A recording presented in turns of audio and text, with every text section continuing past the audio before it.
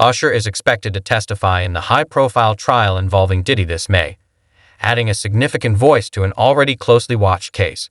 As the date approaches, Diddy's legal team is actively challenging the evidence collected during recent property searches, underscoring how crucial and intense the proceedings had become. Usher and Diddy Combs looking to suppress evidence in his federal trial. Senior investigative correspondent Aaron Controversies is back with the story. Good morning again, Aaron. And to you, Michael. You'll remember federal agents from Homeland Security Investigations were hardly shy when they raided Sean Combs' opulent homes in Los Angeles and Miami, guns drawn. The jailed music mogul now argues those searches and other searches of his iCloud accounts, electronic devices, and New York City hotel room following his arrest were unconstitutional. His lawyers argue evidence obtained through those searches must be suppressed. Diddy's lawyers say the government presented a grossly distorted picture of reality when applying for the search warrants, omitting certain facts and including salacious details from an unnamed producer that were never credible. Combs has pleaded not guilty to racketeering conspiracy, sex trafficking, and prostitution charges. The defense is also arguing here his ex-girlfriend, Cassie Ventura, was a willing participant in drug-fueled sex performances called freak-offs, not coerced as prosecutors allege. Usher and Diddy have a long history that began when Usher, then a teenager, went to live with Diddy to help launch his music career. What was intended as mentorship, Usher now describes as an overwhelming period, one that introduced him to experiences he wasn't fully prepared for. He's now reflecting on those early years and how they shaped his path. Puffy Combs, I don't sleep to this day.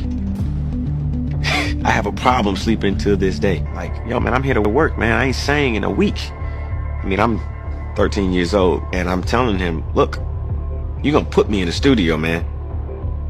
You got Biggie Smalls in there, you got Craig Mack in there. I'm not here to party with you. I don't want to go to the clubs. Matter of fact, I'm too young to even be in here. Why you got me in clubs?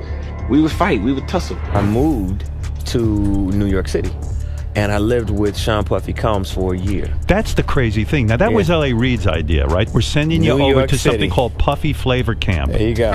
To learn Flavor Camp? Yeah, Flavor that's what it Camp. was called. And you're going to go to Puff Daddy's. He's going In the 90s, do you understand what that's like? Puffy's place was like just filled with chicks and orgying like nonstop, right? No, not really. I Come mean, on. but hey, it was curious. I got a chance to see some things. Yeah, but you were 13. What were you I seeing? went there to see the lifestyle, Right. And I saw it, and it was, but I don't know if I could indulge and understand what I was even looking at. It was pretty wild. So nobody tried to, some woman didn't come along. I didn't say that. Okay. I didn't But say you that. What I did say is that there were very curious things taking place, and I didn't necessarily understand it. Biggie Smalls was there. Biggie Smalls was there. Lil' Kim, Craig Mack.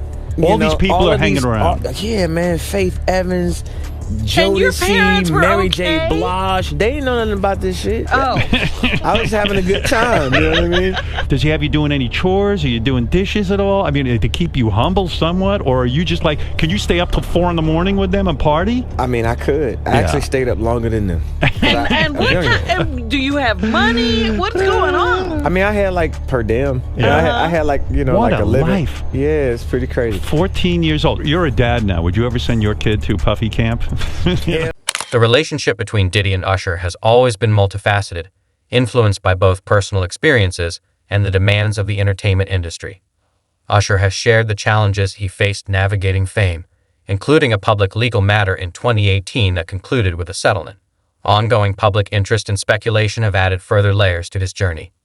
Documents have leaked about Usher. They were obtained by Radar Online, and apparently back in 2009 or 2010, he had contracted herpes and passed it on to a celebrity stylist having unprotected sex with her. He had to pay $1.1 million to that woman for severe emotional distress, and he also covered her medical bills. That case was settled back in 2012. Now, allegedly, there was a greenish discharge from his penis. Whoa, that's a booger.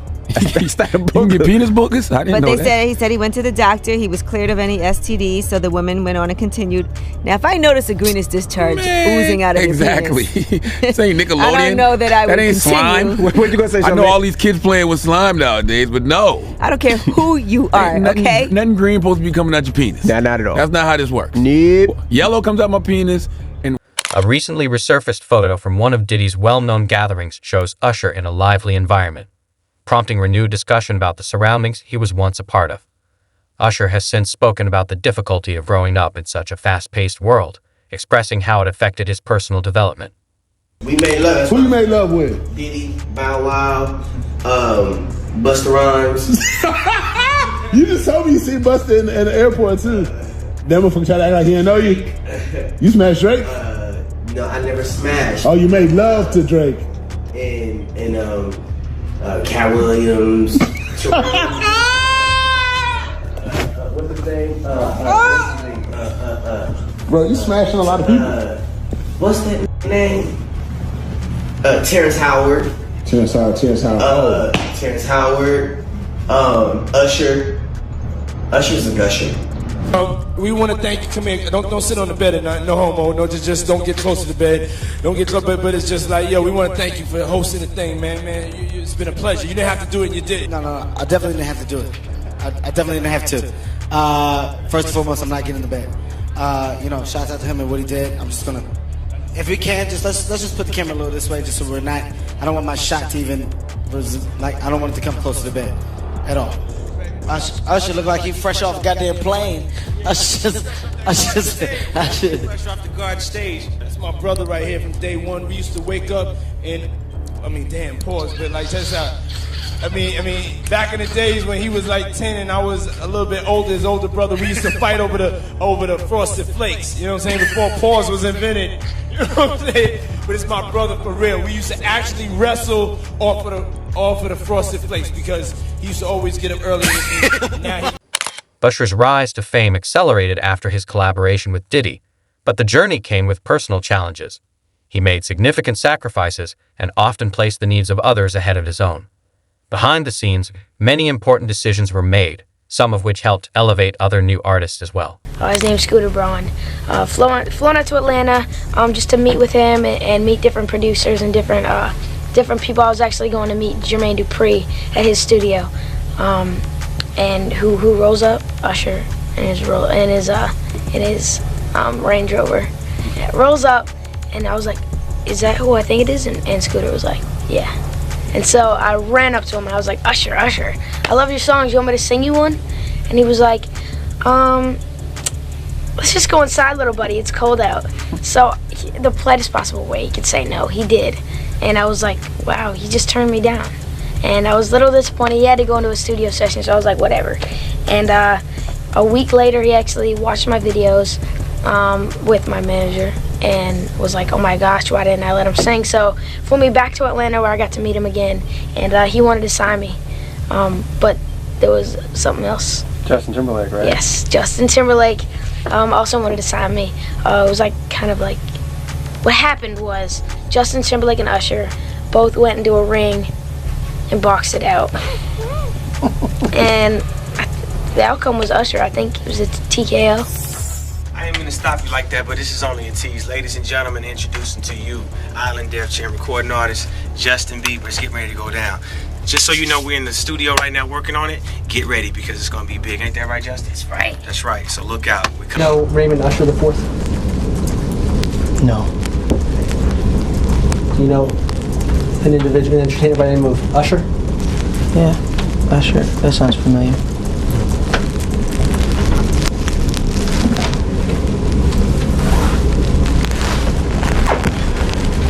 Isn't it true that Usher was instrumental in starting your career? What does that have to do with this litigation, Mr. DeKalb? This is just you trying to harass the client. Before we came back here, you had asked me. She's going to let her read back the question. Thank you for your memory. Is it true that Usher was very instrumental in starting the career? That was the last question. I was found on YouTube. I think that I was detrimental to my own career. Take a listen to Usher's discussion about Justin. Usher talked about Justin's privates in this way after his private photos were leaked while he was a child. Last time you met Justin Bieber, this kid comes up to you. He's not Justin Bieber yet. He's just some kid. And he says, I want to sing for you. It was at the studio of Jermaine Dupri's. I said, why don't you set up a meeting between me and your manager? I'd love to meet with you and do this in a formal setting. I'm late for an appointment with Jermaine Dupri. Right. And I don't want to keep him waiting. let's just do this the right way. And then you have them come to audition for you, right? Actually, there were a few people. My wife at the time. Right. It also was Perry Reed, L.A. Reid's first wife. You were all sitting in a room We somewhere. were in a room. Yeah. And I showed her the video. And Perry says, "Are you crazy? You better get down there and meet this kid right now. He's amazing." When all these pics come out and all this stuff with Bieber's big penis, are you the mastermind behind that? Say, listen, show off your big penis and people will come to those concerts. Or are you sitting there? Is that the kind of managing he's doing? Usher, are you sitting down with him and saying, yeah, show your or leave it in your pants? I mean, do you sit him down and say, look, part of this is PR, Hey, man. by the way, he does have a brain of his own. Yeah, but were you shocked at the size of his penis?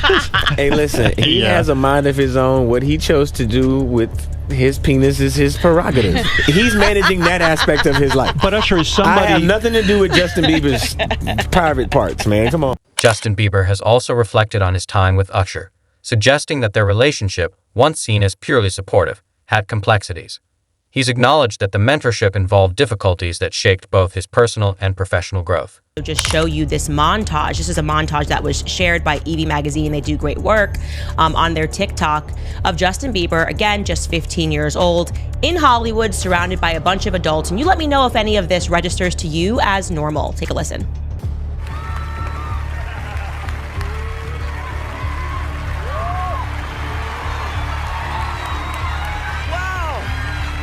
I feel violated right now. Wow. Lean into me again. You smell amazing. How old are you? Thank you. How old are you?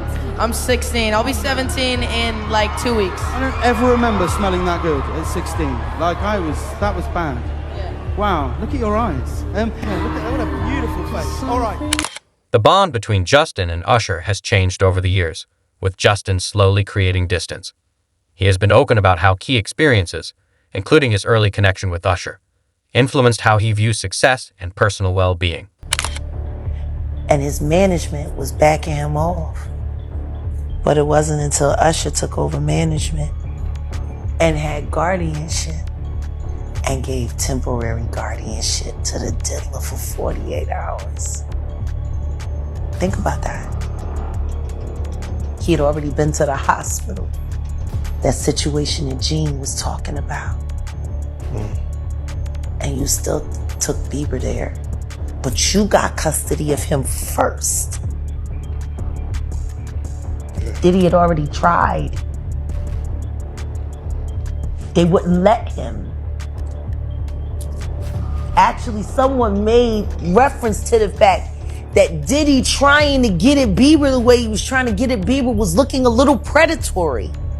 And then Usher came in and discovered it and managed him and got custody of him and promised to look after him. And then he sent him to the diddler. Does that sound like a good guy? It's horrible. Does that sound like a good guy? Now that we know what Diddy's really like. They're not seeing what the intentions was in his heart when he took Justin Bieber there. Oh. Let's be honest. Continuing the purge, he has now moved to unfollow Usher, okay, his original mentor. So this is a very big story, and the reason why we should discuss this and we should not diminish what is happening, it's not celebrity drama. This is actually the fall of Babylon that we are witnessing, Hollywood Babylon, that is. Something happened in the background, and people started noticing some things last year. In 2024, you guys will remember that Usher was tapped to perform at the Super Bowl. And people therefore assumed, because usually when you are tapped to perform the Super Bowl, you bring in all your hits, you call up all your homies, there's all of these guest surprises of people jumping on stage, and it's a trip down memory lane. So everyone was really hyped and assuming that Justin Bieber would be on the stage with him, especially because Justin Bieber went to this Super Bowl. So the signs were there. But then news began breaking that actually no, Justin Bieber had snubbed him, that he had turned down Usher. People were wondering if this was true or just, usual rumor mill in the media. But then Usher confirmed it on The Breakfast Club. Kind of seemed like he was trying to make it seem like it wasn't a big deal, that here I am the mentor and he turned me down. Here is what Usher said explaining that on The Breakfast Club. It might have been the fact that he was just, wanting to tell a different story right now. And I understand that. But we did have a brief conversation, and you know, we're gonna do something else in the future. But there's no love lost or anything like that. I think that it's a lot of pressure for the Super Bowl, obviously, for me to put together a show. So I reached out to everybody. Justin wasn't the only person that I actually spoke to about doing the Super Bowl, but the moment was maybe for later. But Usher says we shouldn't count Justin out as a future halftime headliner. He's gonna play the Super Bowl. I'll go ahead and give you that in the future. I profess that over his life and over his time, because he has a career that deserves it. But it just didn't happen, but that doesn't mean it. This evolving relationship has led to questions about the kind of support Justin received during key moments. While he has remained reserved about certain topics, curiosity remains about the true impact of that early guidance on his career and life. Say a man that groomed you, you gonna give him a pass. Bruh, you know I know. Let me reframe you on something. Remember Usher? We was at the Swiss Hotel. Puff had Kim in the room. Had one of Keith Sweat's baby mothers in the big room outside the master bedroom. He came outside in his robe. She gave him a fellatio right there. His back was turned to me. She gave him a fellatio. You knocked on the door. I came and opened the door for you. Puff went in the room. You came in the room and kissed that girl dead in her mouth. Now I'm telling that because you taking up for somebody that you know and a lot of more people know didn't do you right when you was at Diddy camp. You mentioned minors, you know, and a lot of people have been trying to drag Justin Bieber into this situation because there's a lot of like suspect looking videos with Diddy and Bieber in it, and you know, they're making a lot of allegations. Same way they made allegations about Usher when Usher was younger. I mean, do you think that there's any credibility to these allegations? When there's smoke, there's fire. Why would Diddy be tapping his kid in his chest to see if he wired? And asking him, are you wired? Why would he be confronting that kid? Why would Justin Bieber make a song about, what is it? I got smashed at a Diddy party or something like that? Why? There's reasons behind all this. So where there's smoke, there's fire, Cam. I wouldn't put it past him. Yeah, Justin, he's been real quiet about this. I mean, I think like a lot of the other celebrities. I was reading some, Cam, and the kid say after he went to Diddy camp, he started using drugs so heavy and was smashed every day.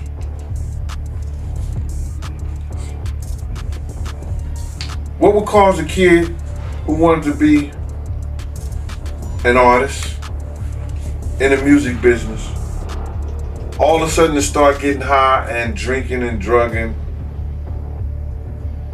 popping pills and smoking? What would cause a kid to do that? I mean, usually trauma. Or a Diddy party. If you don't mind me asking, because I know the topic is sensitive, what happened to Usher? I heard about some music executive from the industry back in Harlem. You know, I heard it from some music executives back in Harlem. And I'm not gonna speak on their name. They doing programs and everything like that, and they may be doing some programs, they may speak on it themselves. But I heard it from some music executives. Where did you hear it? Bro, you know how people be talking, and we was around some people, something like that, And then some people might say, yo, I don't F with that dude. And at the time, I didn't even know who the F Usher was. You know what I'm saying? It was one of those type of situations. And when people say, yo, man, I don't F with them niggas, man, I'm getting out that industry and everything like that. You know, Puff sent this little kid to the hospital. How he sent him to the hospital? Man, nigga was bleeding from the butt. And that's what was said. But I didn't even have a name for the kid at the time. Then you heard Justin Bieber has increasingly stepped away from his past associations with both Usher and Diddy, even turning down major collaborations like a potential performance at the 2023 Super Bowl. His choices point to a desire to define his own path and identity, separate from earlier affiliations. Circumstance, he's making the best of the situation.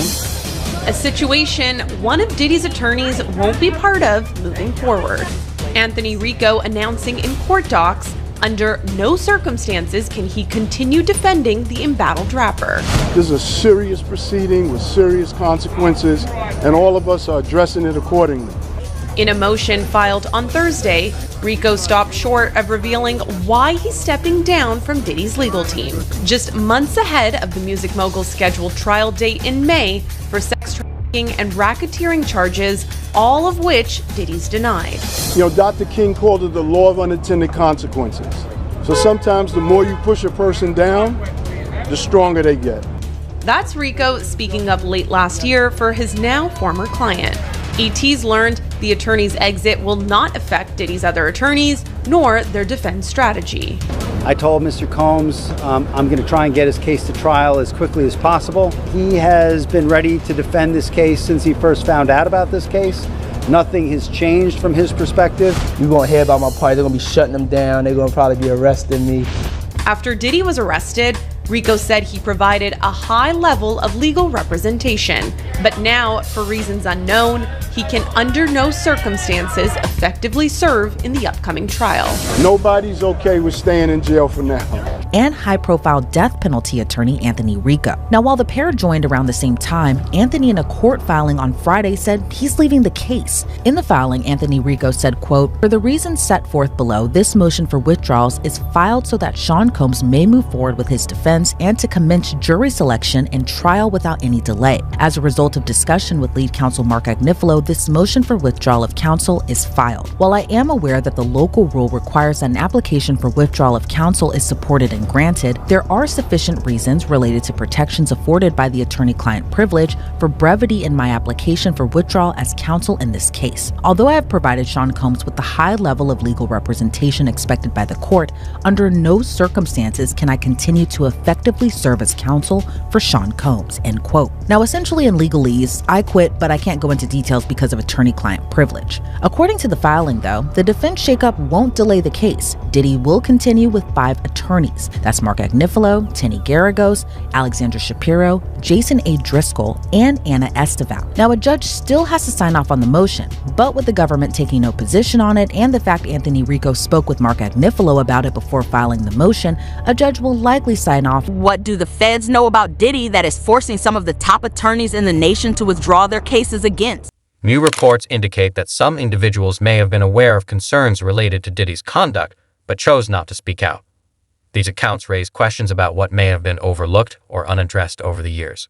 Of Grubman, Shire, Masalis, and Sachs has dropped Combs as a client. Now, this is the firm of Alan Grubman, who is a very prominent entertainment lawyer that represents some very big names. The Weeknd, Madonna, Chris Brown, Paul Simon, Usher, Bruce Springsteen. In fact, by the way, Alan Grubman was inducted into the Rock and Roll Hall of Fame. He actually helped found that back in the 1980s. So, gives you an idea about how big of a powerhouse this firm is. Now let's go back to Sean Combs. So the rumor circulating is that this firm did this because singer and actress Lady Gaga had threatened to leave the firm unless they parted ways with Combs. This is according to reporting by News Nation. And it's a big deal because the rapper and producer had apparently been with Grubman's firm for over 20 years. He was friends with Alan Grubman by all accounts.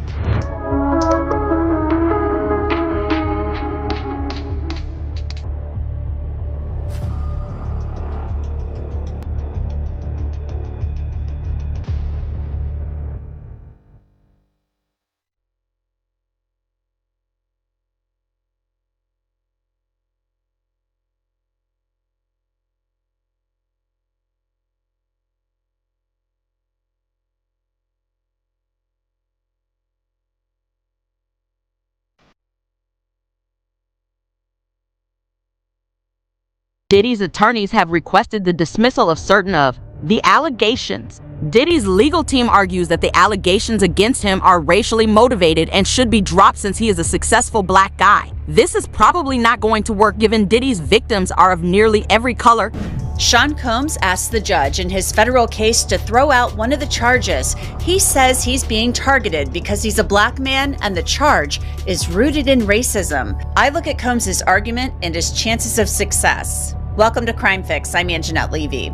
Sean Diddy Combs wants one of the counts in his federal superseding indictment thrown out. Combs argues he's basically being singled out by federal prosecutors because of his race and his success in business. Diddy's defense seems to be gearing up toward his alleged criminal conduct wasn't criminal. It was his personal business of what was going on in his bedrooms or hotels or wherever the freak-offs occurred. So they're saying that count 3 wasn't transportation to engage in prostitution, but was just him using escorts, male escorts at that, to bring in as a third with his girlfriends. Whereas the government's theory of the case is Diddy used force, fraud, and coercion to make his alleged victims have sex against their will in his freak-offs that he recorded for his own pleasure. Now, Diddy pleaded not guilty to all his charges, hence why the case is going to trial.